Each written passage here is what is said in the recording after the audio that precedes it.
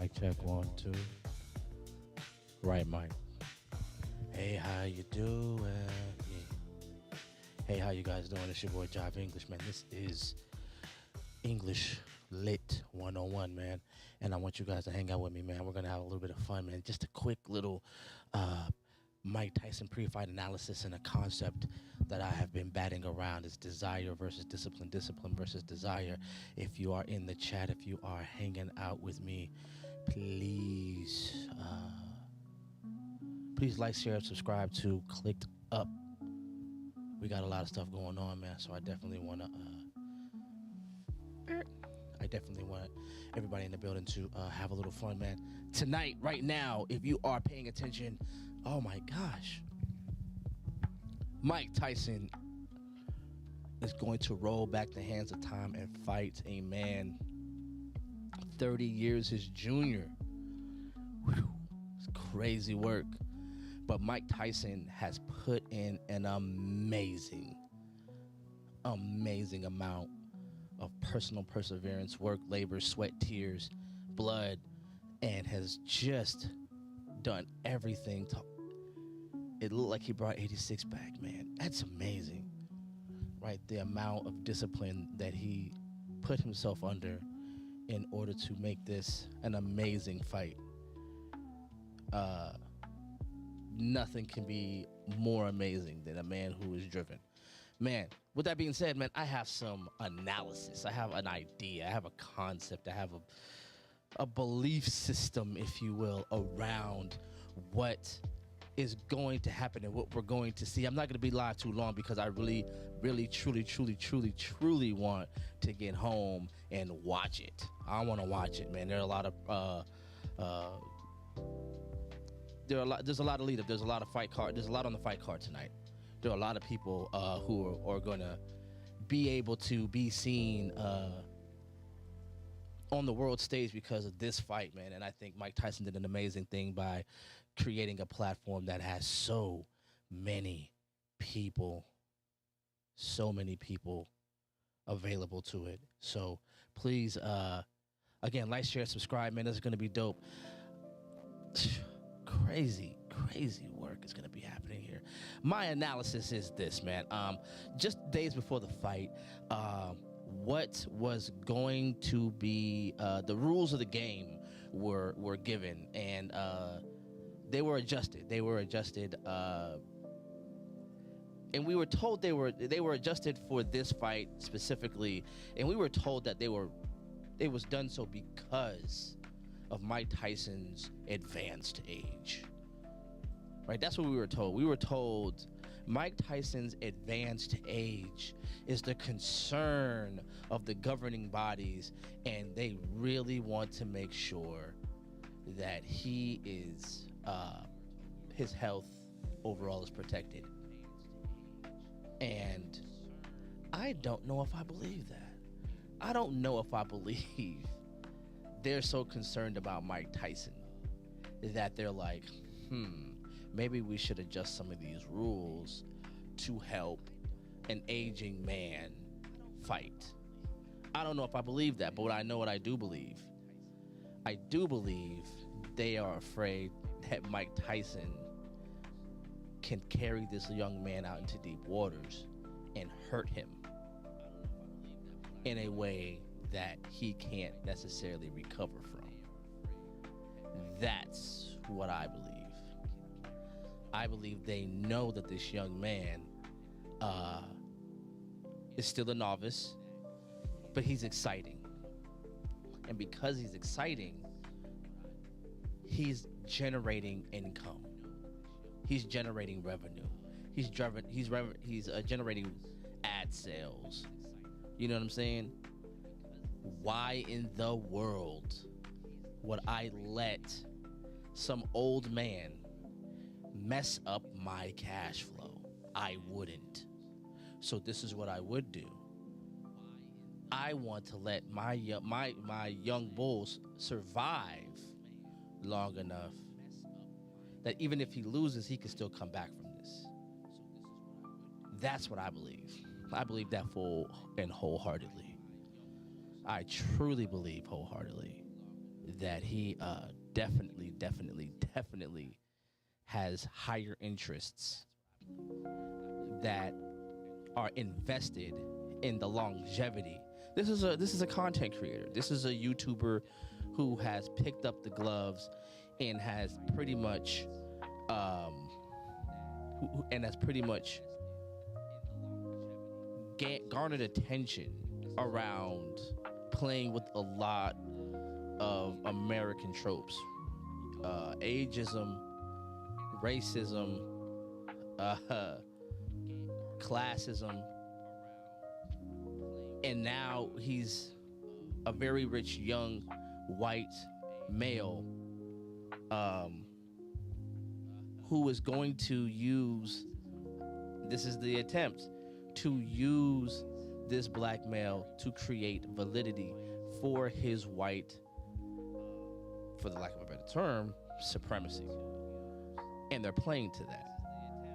Now, if this young man gets hurt in a way that is destructive to that cash flow, I don't see them being okay with that. I don't see them going, yeah, you know what? I'm okay with, because even if Mike Tyson wins, what do you get from that? What do you get from a Mike Tyson victory? Mike Tyson is not going to restart a whole second career and then turn around and enter the rankings. This is an exhibition. And since this is an exhibition, they're going to protect their interests. Their interests are in keeping the show going on, right? The fear is that Mike Tyson will take this seriously, and he has. The fear is Mike Tyson will show up as the athlete that he has been and create problems for that young man. That's the fear. So let's shorten the rounds from 3 to 2. Let's shorten how many rounds there'll be from 10 to 8. Let's pad the gloves from 10 ounces to 12 or 14. Why do you think they're doing that? Do you think they're doing that to protect the known puncher? To protect the known puncher, or to protect from the known puncher? The known knockout artist. You see what I'm saying? You don't put blindfolds on a known sniper in a sniper battle with a new guy for the benefit of the old sniper. You do that to give the new guy a fighting chance. They're trying to give this young man a fighting chance. We've seen Mike Tyson out of jail knock men out. We've seen Mike Tyson at the height of his discipline destroy a legacy fighter in Marvis Frazier. We know what this man is capable of with some of the world's most elite athletes. And even the athletes that have bested him have nothing but marked respect for his power, his speed, his skill, and his knowledge of the game. Nobody has ever beat Mike Tyson and said, oh yeah, he's a chump, actually. That's never happened. Even the people who have bested him said, oh man, this guy is a problem, and we had to consider him as such. We just so happened to come out on top. That is what my analysis is. I don't want to go too far into that, man, because I definitely want to watch the fight.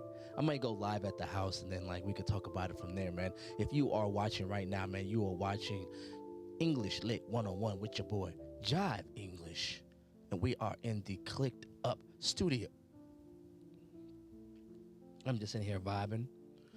if you do want to come to the studio and hang out with us. I don't know, my camera's kind of crooked. I don't know. I hate that happens sometimes. I feel like I want to fix it and make it, but the thing doesn't. It yeah, it is. Yeah, I don't know. It's a little crooked. My stand is a little crooked. It's my fault. I'll fix it somehow.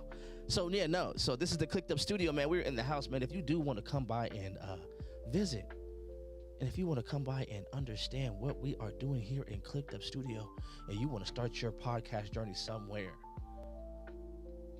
that is chill, relaxed, dope, I think you want to come here. I think this is a place where you want to come. I think this is a place where you want to come. Anyway, back to the action. Here I am. It's me. It's still me. It's been me the whole time. Don't worry about it. I'm good. Man, another concept that I've had coming to my mind just recently. The idea of desire versus discipline. And I say desire versus discipline in a very shorthanded way because I just didn't want to write out the whole thing. But here's where my understanding is coming from. And this is not me talking down. I'm definitely a man who can use a little bit of this understanding for himself. And I think we all can. I think just to go off, I think a lot of us are really good at giving advice from an honest place, from an intentional place. But I think wisdom is really learning how to ingest your own advice and see where some of your advice could really have a home to roost. So here's desire versus discipline. In my estimation, in this country, in this social order, we are looking for desire to do the work only discipline can achieve. When it comes to relationships, when it comes to marriages, we are looking for desire to instigate something only discipline can achieve. I'll tell you like this. This is how I'm telling you this. Because when we put up our standards, when we put up our expectations, on the back end of those expectations and standards, we are saying, once all these conditions are met, then I will give, then I will produce, then I will be. We hear women say this, right? We hear women say, when a man is masculine, I'll be feminine. When a man makes a certain amount of money, I'll be submissive.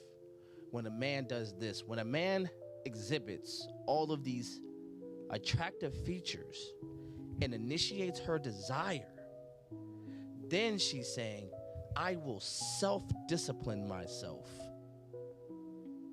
to those features and those functions. So if you are a good, a well-to-do man, if you have a lot going on for yourself, these ladies are saying, hey, once I get all those things, then, and you meet my desires, you're able to take me and bring me and give me and do for me and do to me all the things of my heart's desire, then I will fall in line. Right? They're looking for desire to initiate their discipline. Instead of, in my estimation, entering these relationships with the discipline that actually, how I want to say this, goodness, is with the discipline that actually excites desire. A disciplined woman is desirable.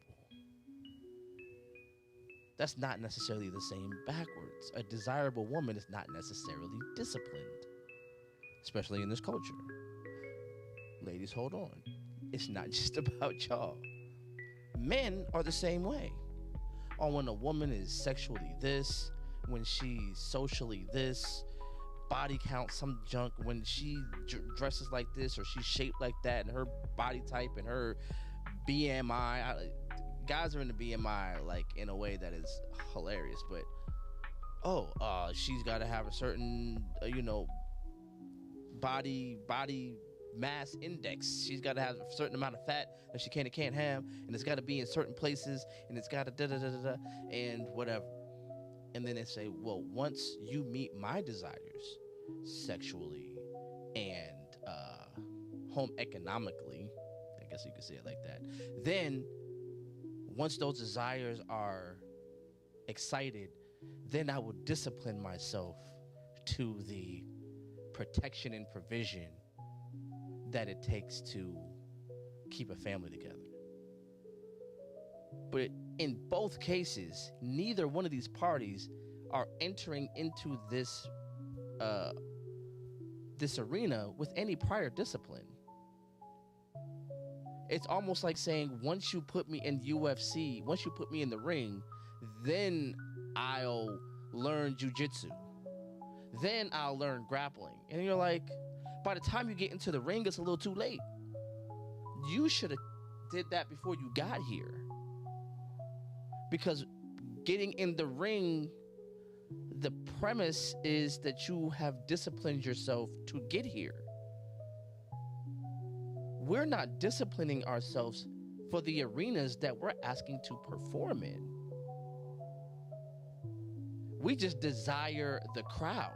We just desire the accolades. We desire the attention that getting into those arenas give you. And you're saying, hey, look, put me in the arena and then you would never put somebody, let's go back to Mike Tyson, you would never put somebody in the ring with Mike Tyson who has never fought a day in their life, and they say, well, once you put me in the ring with Mike Tyson, then I'll be a boxer. You needed to be a boxer a long time ago. Way before you got into the ring with Mike Tyson. You needed to be a wife. You needed to be a husband way before you got to the altar, to the wedding day. If you're waiting for your wedding day, if you're waiting for your honeymoon to be a husband, to be a wife, you've just walked into an arena that you have no idea how to perform in. But you let your desire for that sort of attention, for that sort of stability, or that sort of sexual, sexual fulfillment, to be the precursor to the discipline. I just want the accolades. I just want a woman that I can have for me. I just want a man that I can have for me without actually disciplining myself to the arena that I'm attempting to perform in. Your desire is never going to discipline you. But discipline will sharpen your desire to a point where it is effective at carving through what the BS and getting to the actual meat of what is desirable. You're looking for money to be the benchmark for stability. You've never experienced stability, and the only way you feel like you'll understand stability is with money. There are a lot of people with high incomes and have nothing to show for it. A lot. Matter of fact, America basically creates its whole economy off of making that happen. So you think a man with money is a stable man. Discipline to tell you the only man that keep money is a disciplined man before they got the money. So a man that's willing to be frivolous with his money with you was already frivolous before you got there. And we know what they say about a man, a fool and his money. So you want to date a fool, and you just want to be the woman that tricks him. As a man, we just want to be able to have some woman who is sexually exclusive to us while we exercise no sexual discipline. None. You're out here worrying about a woman's body count and how many kids a woman has.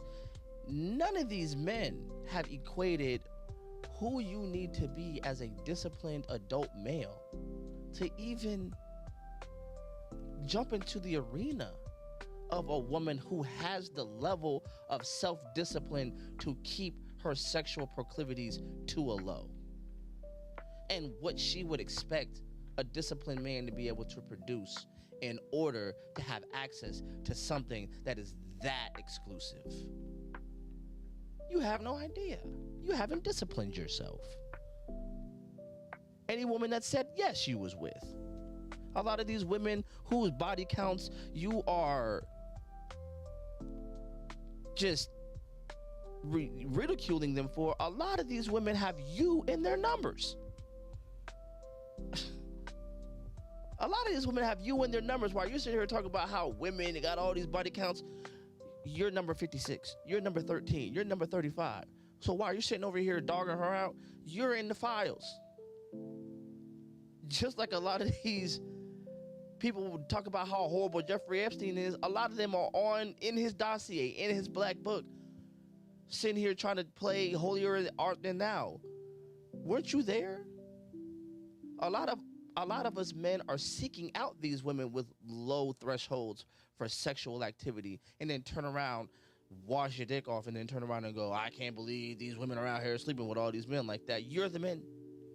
And then now you're trying to use your money in order to incite her desire, because you don't want to have to deal with the woman that is disciplined. A disciplined woman doesn't want a man with a high body count either. A disciplined woman does not want a man with a bunch of kids either. But you don't want to look at it like that. You're like, well, I'm a man. Of course a man is going to want to. What if a woman said that? What if a woman said, well, I'm a woman. Of course I'm going to want to use a man for money. That's unforgivable to you. But your desire has you sounding ridiculous, because no disciplined person says that. There are certain things that you say in ignorance that let people know you have no idea what you're talking about.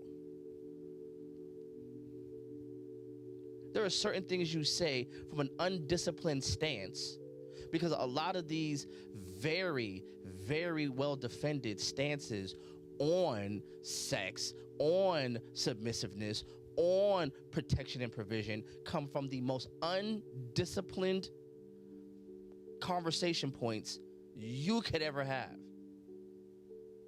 No disciplined person tells a man, your job is to produce my leisure while I go out into the world and spend what is essentially your time labor on frivolity and excess,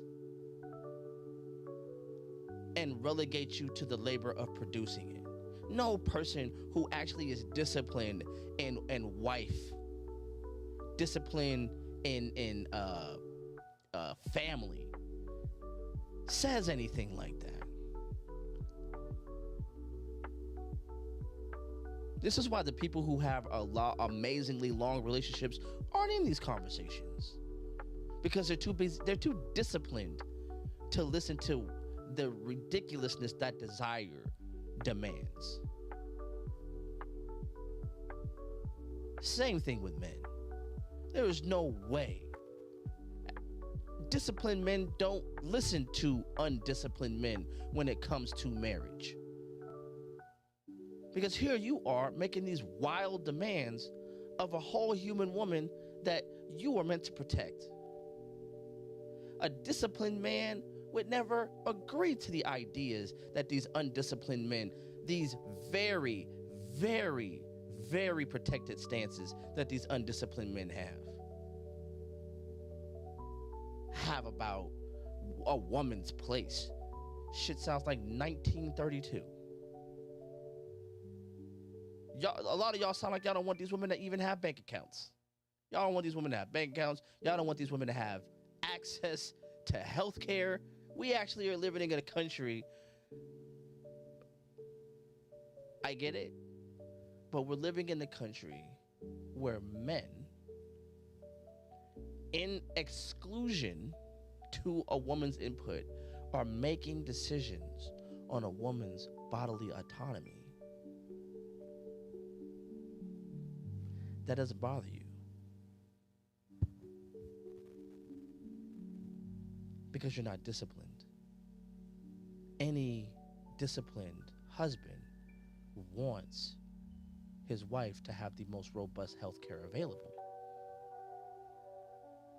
Because he knows how much it takes to stay healthy and proceed with the maintenance of a home, with the nourishing of a home,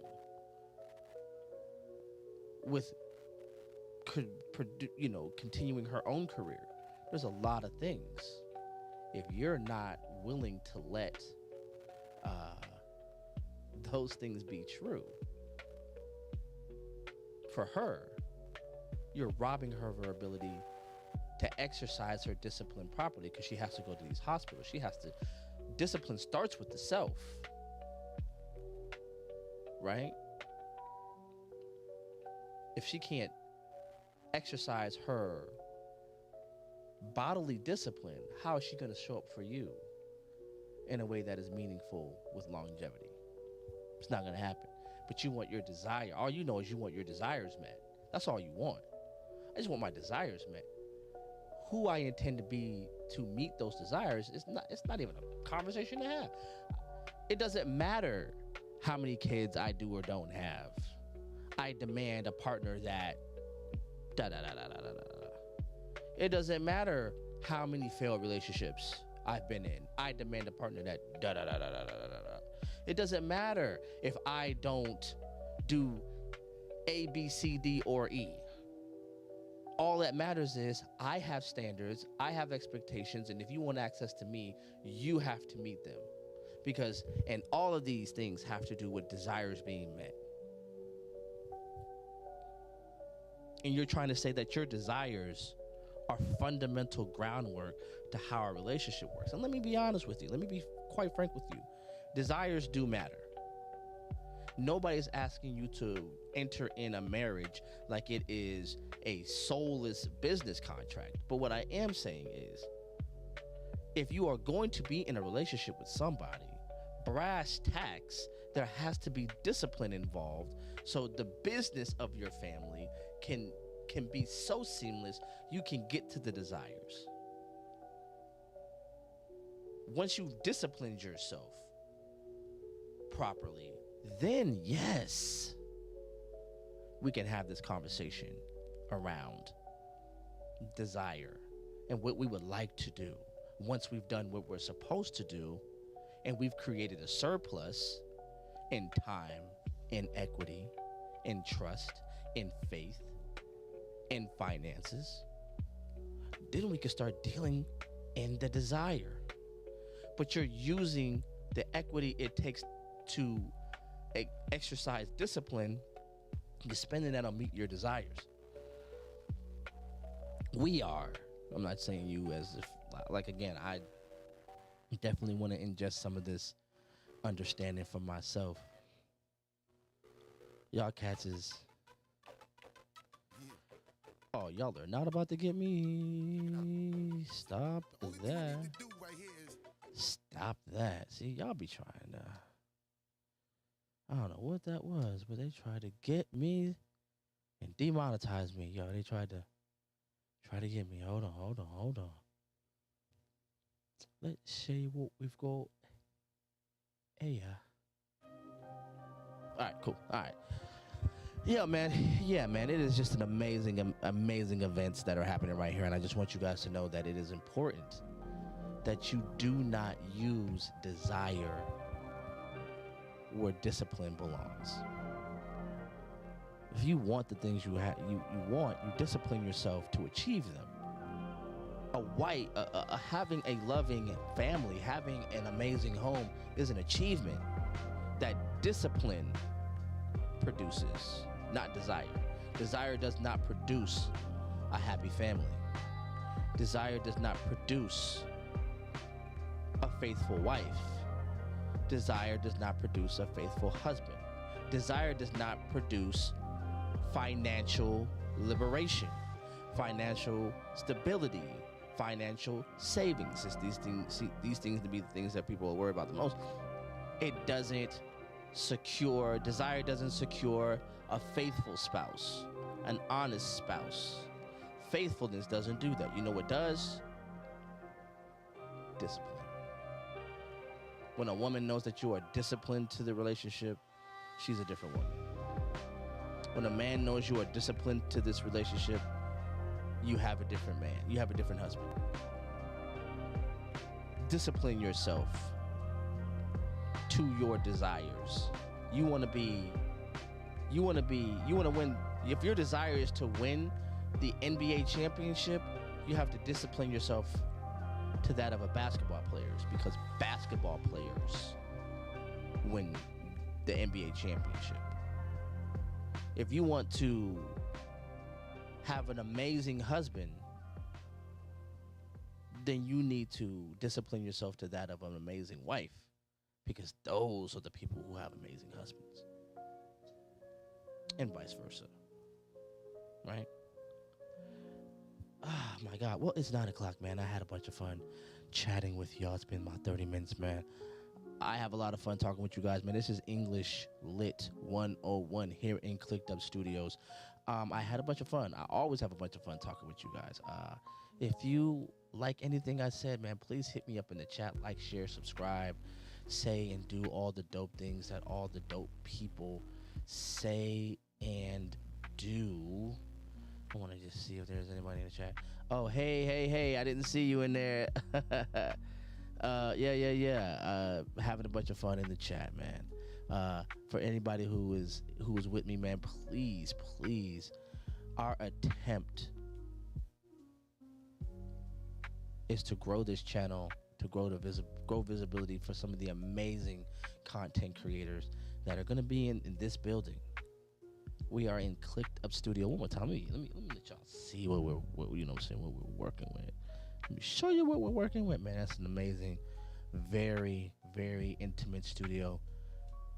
Well, a lot of great conversations. Don't mind some of the stuff on the table. We have a podcast coming tomorrow. We're doing Clicked Up, the podcast, tomorrow. So we're going to have a lot of fun post Mike Tyson, seeing what's going on with it. I have had a ball with you guys. Discipline over desire. All right? Thank you guys for hanging out with me. It's been fun as ever and always. I'm out like Scout. Peace.